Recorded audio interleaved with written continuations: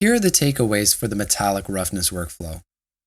The advantages are it is a more widely accepted workflow among PBR applications, as well as finding tutorials.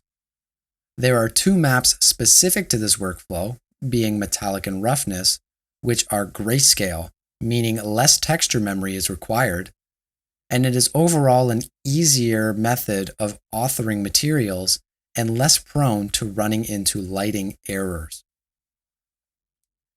The disadvantages are that there is less control for dielectrics, as some applications hardcode the averaged 4% reflectivity.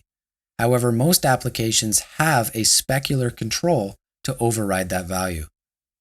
When transitioning between metal and non-metal areas, this can cause white line artifacts to appear around the edges.